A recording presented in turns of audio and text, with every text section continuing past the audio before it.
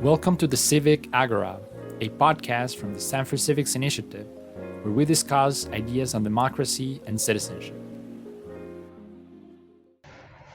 Hi everyone, welcome to a new episode of the Civic Agora. I'm your host, Javier Mejia, and today I have the great pleasure of being with Brandice Canes-Wrone. Thanks, Javier.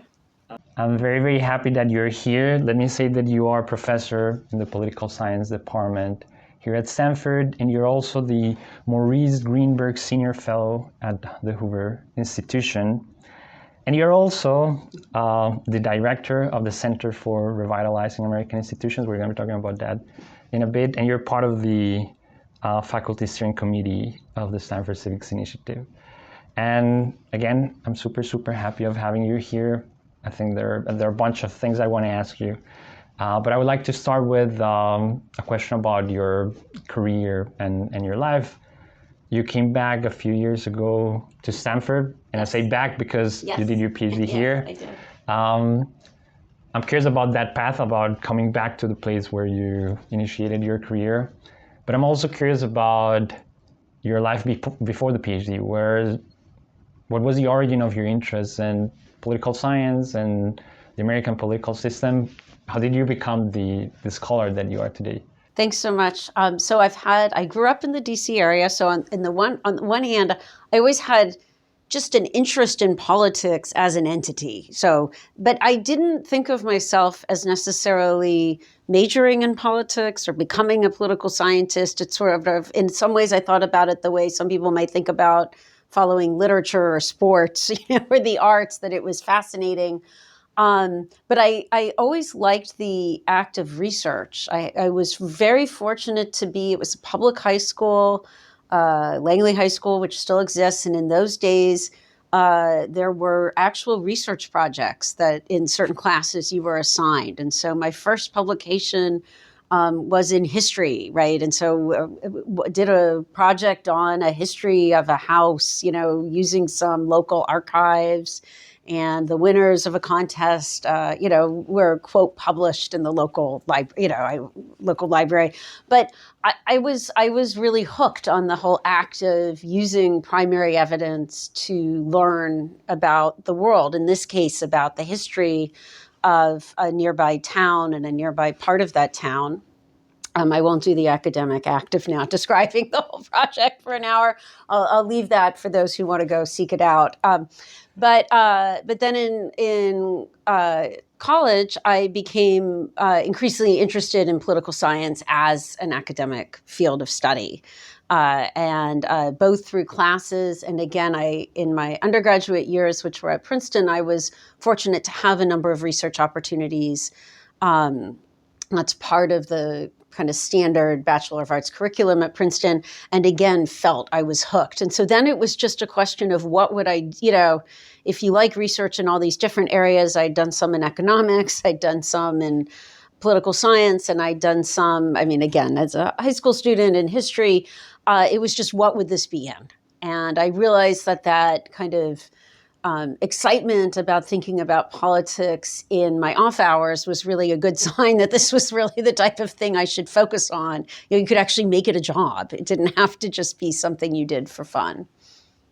Okay, and also, so your PhD is in political economics. I guess it's Yes. the one of the GSB. Why not in just purely political science? That's a great question. So I was, as an undergraduate, I was an economics major who did what's called at Princeton a certificate. You could think of it at most universities like a minor in political economy. And so a number of my courses were in political science.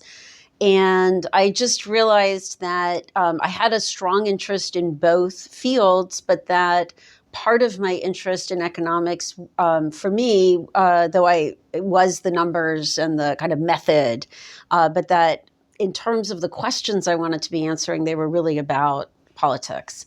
And this program at Stanford afforded that opportunity to basically combine those interests. Now that opportunity would exist in most of the major, if not all of the major, political science departments. But back then, that was considered a more unusual type of program.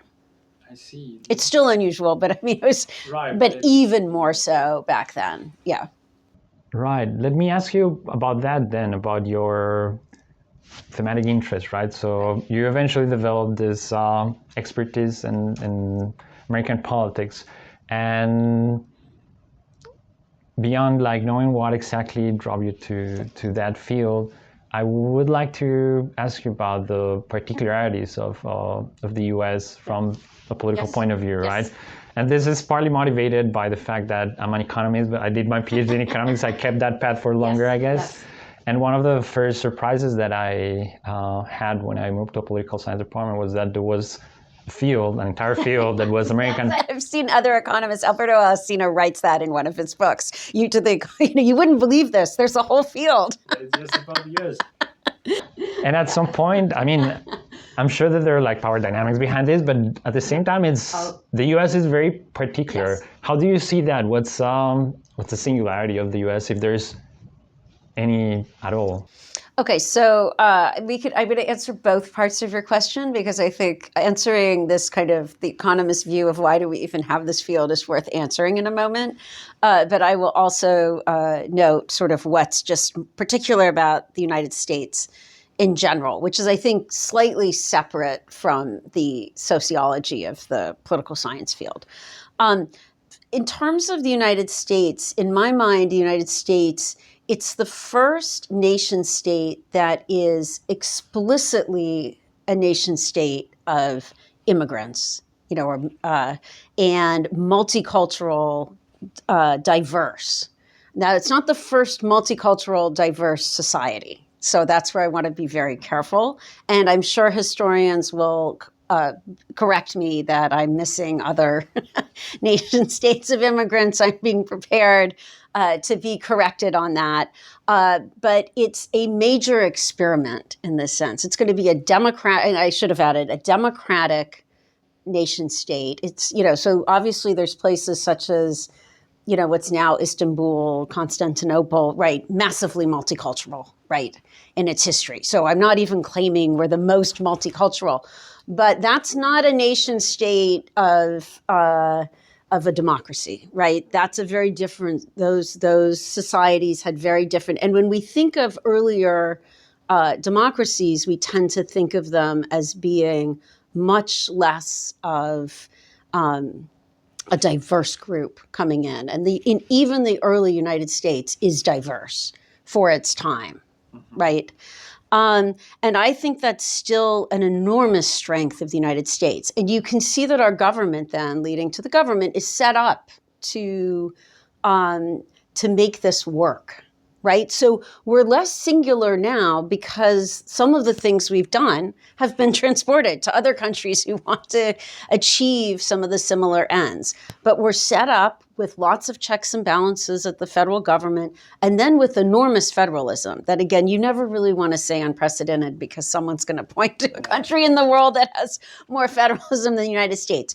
But it is unusual in the large degree of federalism that it has for one of the major democracies in the world. It has an exceptional degree combined with these checks and balances, which are designed to work through the large strength that we have in being a country of diversity, a country of immigrants, a country, where we don't have kind of a unifying 2,000-year, 5,000-year, cultural lineage that's pulling us together. What's pulling us together is this excitement of bringing these differences together. Right. It's fascinating, and also,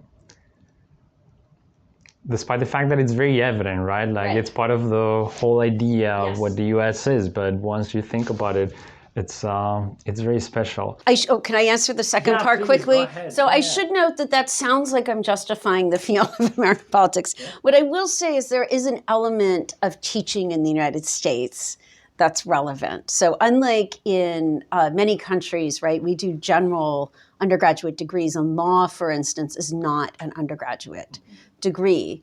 And certain other types of professional degrees that in other countries would be more standard as undergraduate degrees are masters here. So in American politics, we're doing a lot. in the U.S. So we're teaching courses in law, often law, public law, the courts. We're teaching classes across issues like the Congress and public administration, that people who would go into the government, and would go on in the United States maybe to do a master's of public policy or public administration. You could almost think, so American politics, and that's in addition to topics like public opinion, race, political psychology. So we're covering more than, we're not just teaching one class after another on kind of the same set of topics. And so I think it's partly due to the exceptionalism of the United States, but I think it is also largely due to the way the kind of American academy more broadly is organized, not simply in political science, but in terms of what's an undergraduate versus graduate degree.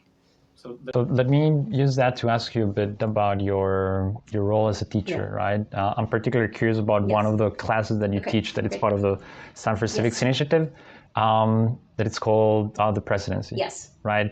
But if you can try to connect just what you mentioned with this, right? So what do you think is like your responsibility as an instructor, someone that is teaching these undergrads that are probably not that exposed to the familiarity with American institutions, and what do you think that you can achieve with your course? But maybe to begin with, tell me about the class and then about your teaching spirit. So any undergraduate class I teach, my goal is to enable students to be able to see the broader patterns of politics, patterns that are modern, but patterns that are also historical. And this is what's challenging about politics, I think, more, I hope you can disagree, but in some ways more similar to studying business than economics, if you will follow me for a moment, which is then to take individual cases and be able to assess what's similar to previous patterns and what's distinctive, so that you can analyze those cases in real time.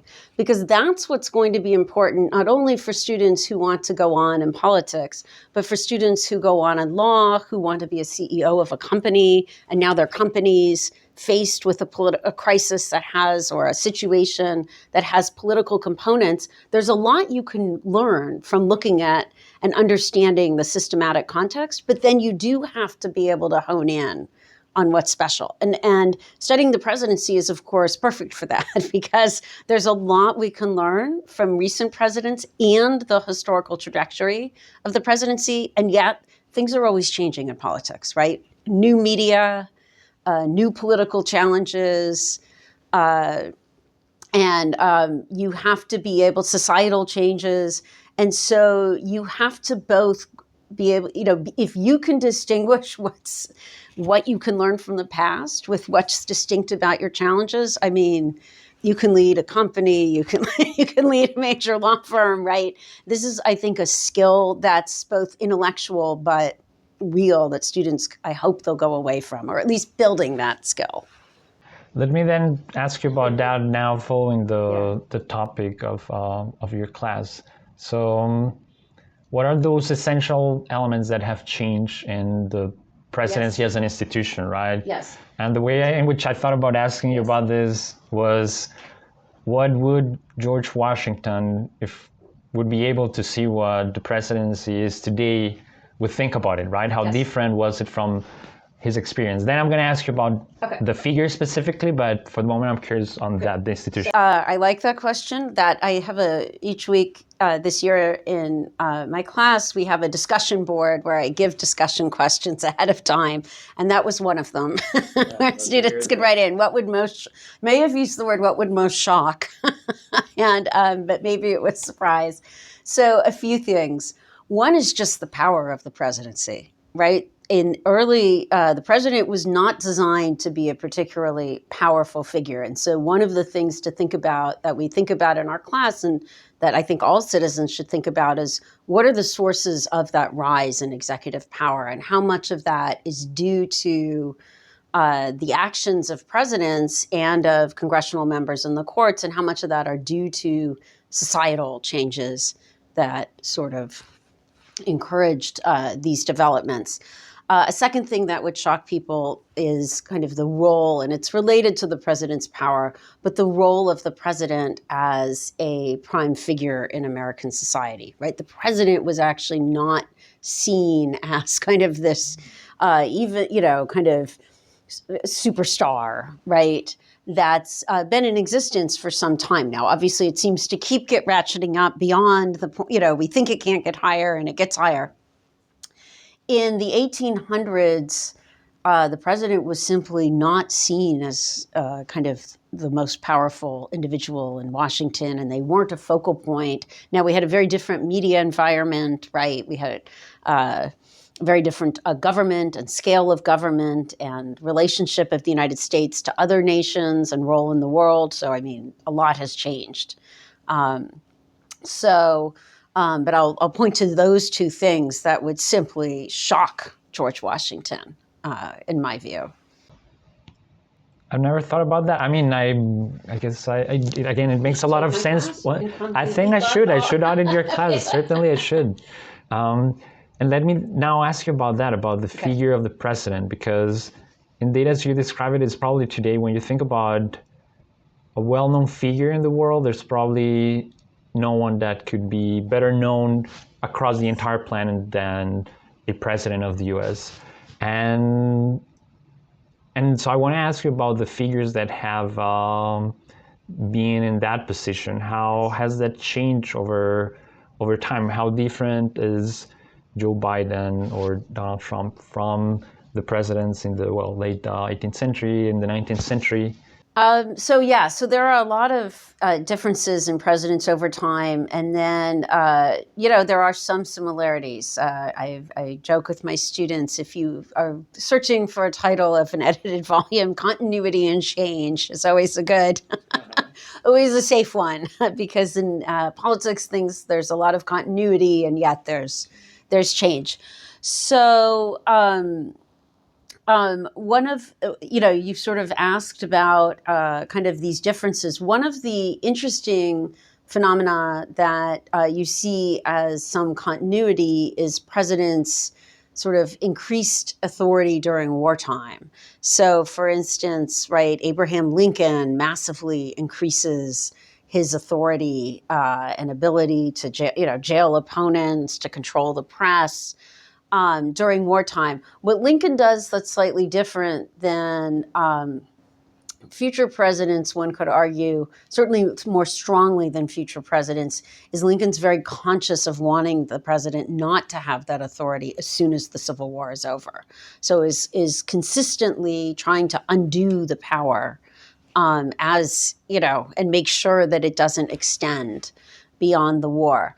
In other cases, Congress has gone along with some of these efforts to afford more control to the executive branch in war, and Congress has taken it back, which is a little bit different. And over time, what you typically see is that these kind of international crises tend to aggrandize the president. And I'd say since World War II, it has not really gone back. If you think of the war on terror under Bush, not a lot of rolling back, a little bit, but and it's Obama who comes in after Bush. This is not a partisan issue here, that presidents tend to want that authority in foreign affairs. So when you have a United States that is at the center, very much in the center of world politics, even when we're not in wartime, that sort of role of the United States in the world is going to grant the president a lot of authority. I mean, that's just one slice of the question, but yeah, and I would like to connect that with, I guess, the broader evolution of the institutions in the U.S. And for that, I'm going to take advantage of the fact that you came from history in your early days. Deeply still like history a lot, yeah. And historians regularly debate about how important leaders are and big figures are. Yes. And I would like to hear from you about the role of specific presidents. How important have they been for the shape of the U.S. as the nation that it has become? And well, I guess that naturally that's eventually going to tell us a bit about what the world has become. But as you described, there's a point in which the president's become more powerful. Yes. And I guess the answer is going to be related to that. But I want to hear your take on this. Yeah. Key presidents, though, it gets very hard, and it gets even harder in modern times because it's hard to fully assess, I think, with modern the most recent presidents, who's the most influential. But obviously, you'd have to, in terms of the most influential presidents, you'd have to first point to Washington for setting the tone, even though it was assumed that the office was almost created with the knowledge that he would be inhabiting it. There's a world in which he gets sick and dies, and somebody else is the first president, right? And it could have taken a very different tone. So he is very much against the sort of large presidential power model, not going to use it to aggrandize himself. And that has, at least in the context of the 17 and 1800s, a very large impact on the role as it develops. You have Lincoln, who's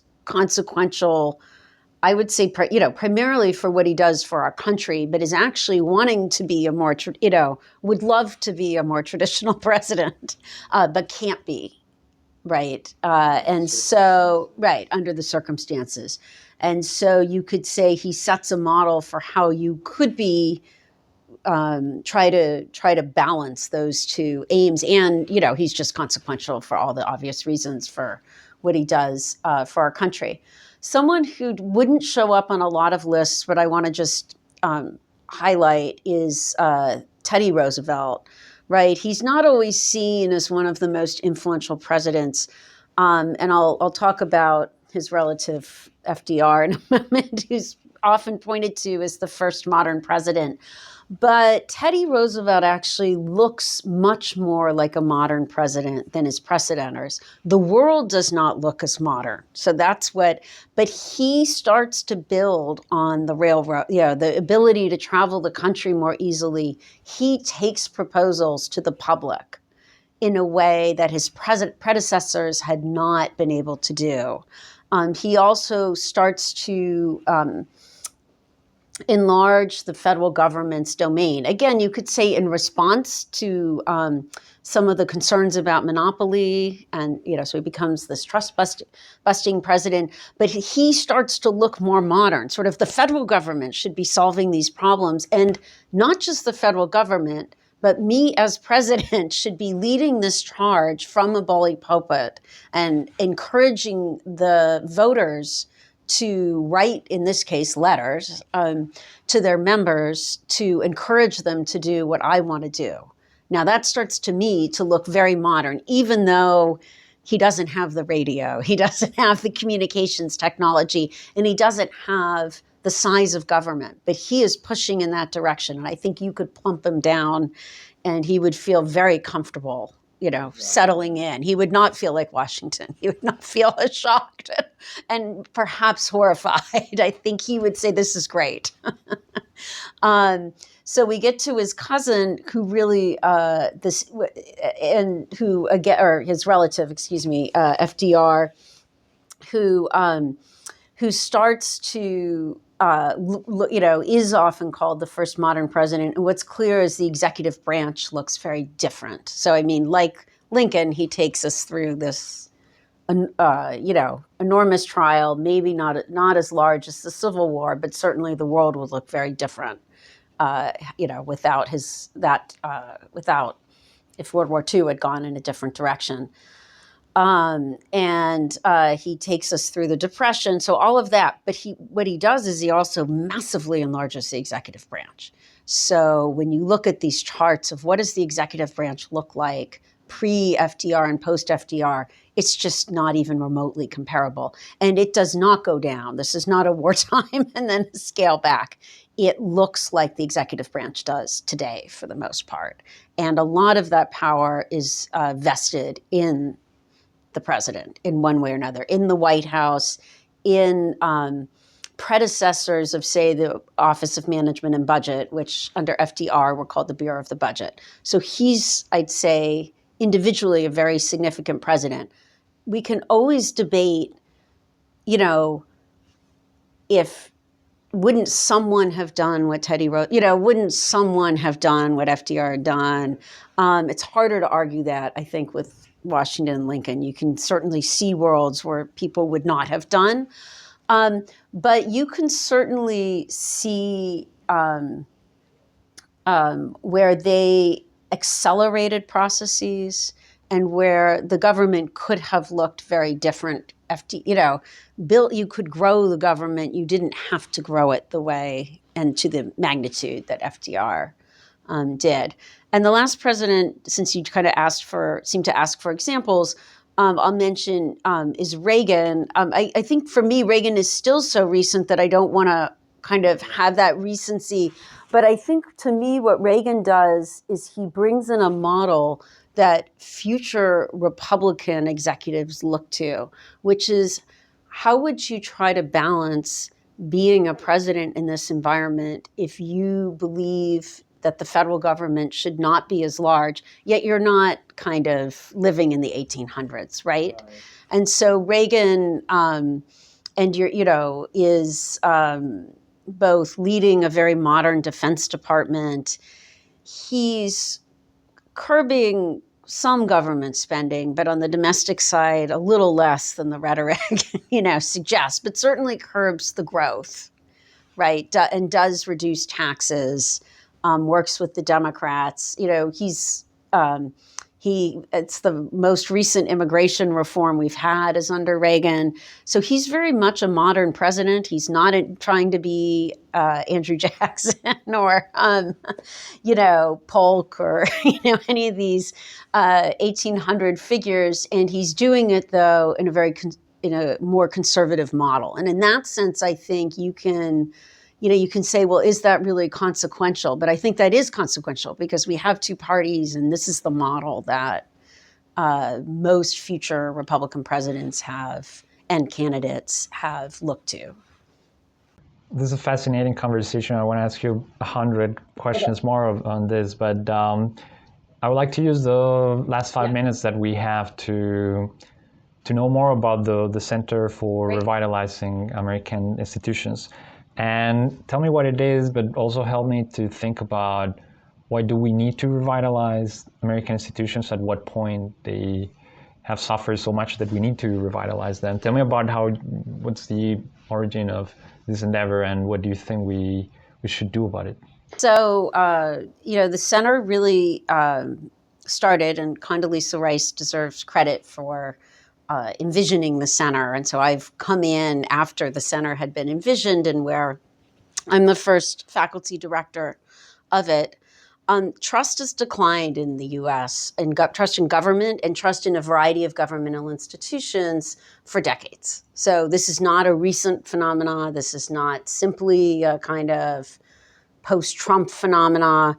It's been declining from both parties. And at some point, I would argue it starts to compromise the mission of the government. We obviously don't want blind trust in our government. Governments make mistakes. Governments, are composed of lots of individuals who are fallible. And we want accountability. But blind distrust is also not a positive, is almost equally or more, one might argue, damaging. And we've gotten to a point where across a variety of American institutions, both our government, but also educational institutions, the media, a lot of these institutions that really are the foundation of a democratic society are also not trusted. And so at that point, the kind of fraying of society, you start to see this fraying of society. And so then the question is, what can we do? And what can we do at the Center for Revitalizing Institutions, which we call RAI, and what can we do more broadly as a society? So we're hoping to do 3 types of things, recognizing with some humility that this is a big problem and we're going to need a lot of partners and help to make inroads. One is we're going to produce great research that addresses the root causes of these problems and that both provides new solutions and evaluates existing proposals for reform. Second, we're going to try to get our work in front of policymakers and the attentive public, and move from pure research, which as a scholar, I do think is very important. And I think that some ideas are out there for 6 months from now, and some ideas are out there for 30 years from now, and that we're trying to produce great ideas that are ready for both timeframes. But for those that could work in 6 months in advance, we want to be getting the attention, both of those that make the policy decisions, but also those that are going to influence. So I guess maybe you can see why I have some admiration for Teddy Roosevelt. I don't think I'll be on trains across the country, but we need to get our word out there when we have solutions that we think would help. And third, we're getting involved in the civic education space. And so one of the causes of some of the problems, not the only cause, is that civics education has simply declined in the United States. And we see this both in terms of the knowledge of young people and of adults, and also simply what's being covered in schools. It's been an area that's been hit hard. So we're trying, and that encompasses, so obviously Stanford Civics Initiative is near and dear to my heart.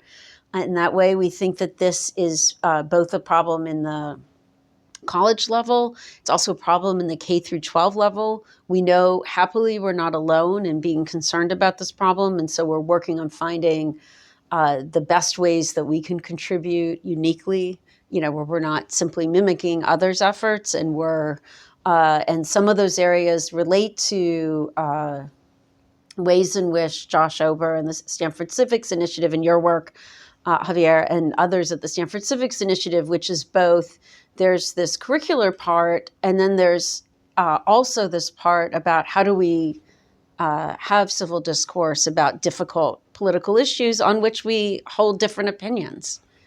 And so, which is, a tough problem, but one we deal with every day at universities. And so one in which we should hopefully have something to contribute and say about.